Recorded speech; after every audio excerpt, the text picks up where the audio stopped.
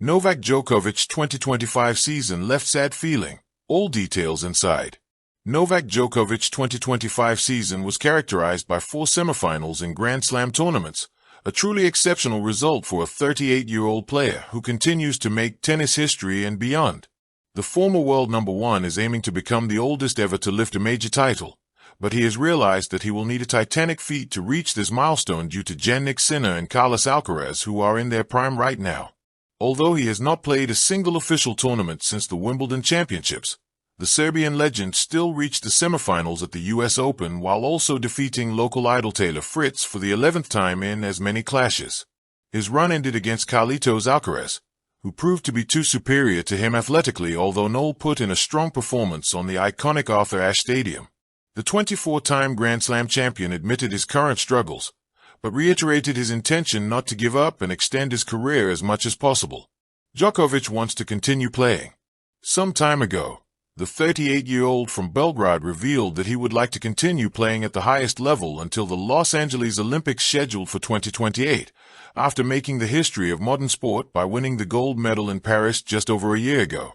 According to German legend and former world number 1 Boris Becker, who was Novak's coach in the past, this goal is quite unrealistic. His dream is to participate in another edition of the Olympics and try to win another medal for Serbia, but I doubt that he will be able to compete at a high level for another 3 years. It does not seem to me an achievable goal. At different times this season we had the feeling that his farewell is near.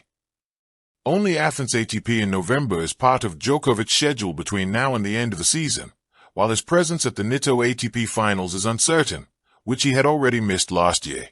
Novak Djokovic arrived in 2025 as always, with high expectations, records at his fingertips, and the kind of hunger that's defined his long career. But in this season, the lines between triumph and toll are closer than usual. Age, wear and tear, and the relentless ascent of younger stars, Carlos Alcaraz, Jannik Sinner, aren't just plot points. They are contes in Djokovic's journey, changing how the path looks and feels.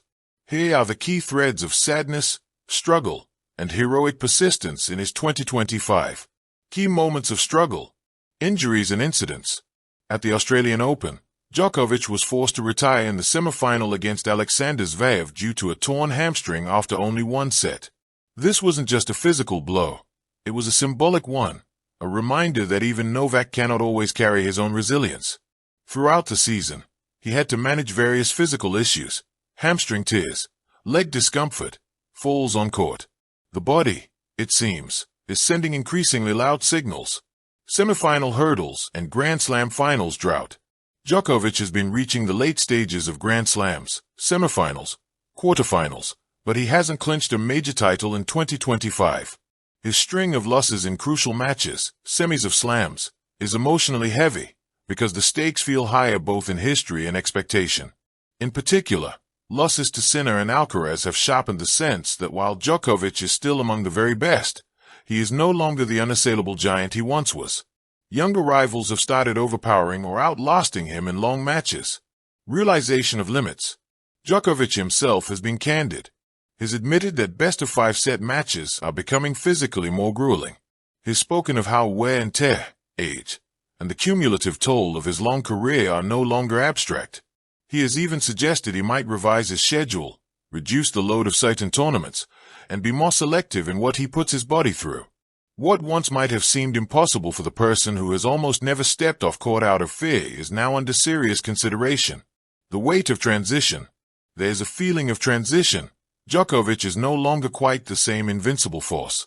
Yes, he still wins, still fights, but the margins are thinner. Matches that once he might have edged out are slipping away more decisively. Crowds sometimes expect more, and when he retires from a match or is visibly hampered, there's a disquiet among fans. Not blame, but a wistfulness. He even noted that his aura, his psychological edge, might be less of a factor now. Younger players do not approach him with the same awe or fear. That is a subtle but profound shift for someone whose confidence often derived not only from skill but from reputation and history. Moments of light in the gray. It wouldn't be honest to say 2025 is purely decline. Djokovic has not surrendered. There are scenes of his former brilliance, and reminders why so many believe that titans like him age differently.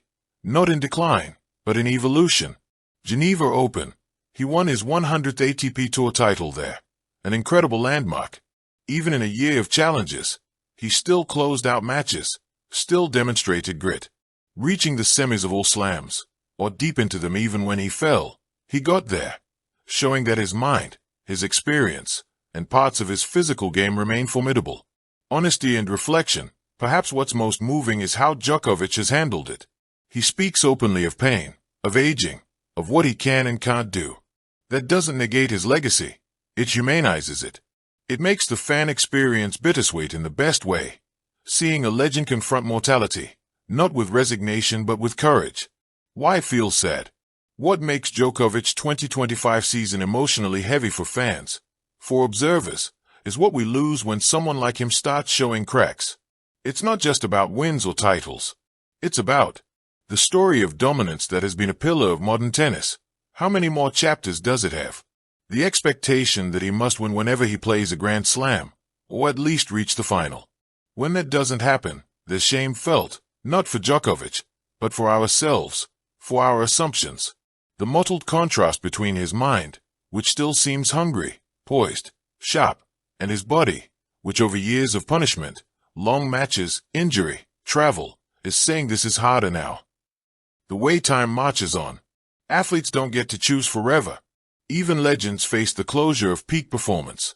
Every loss becomes more meaningful, every missed major more poignant, every comparison with youth more painful. What Djokovic knows, now more than ever.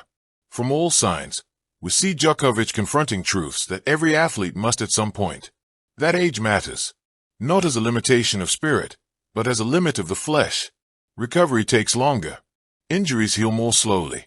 The intensity of back-to-back slams, long matches, emotional high stakes, all of this is more burdensome with each season.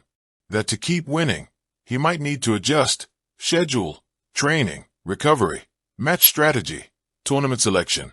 Perhaps fewer tournaments, more rest, more focus on when he peaks. That new rivals aren't just obstacles, they are part of the era, and perhaps the era is shifting. Sinner, Alcaraz, younger athletes who move slightly faster, hit a bit harder, recover differently. Thank you for watching. Please don't forget to hit the subscribe button, like and share. Till next time.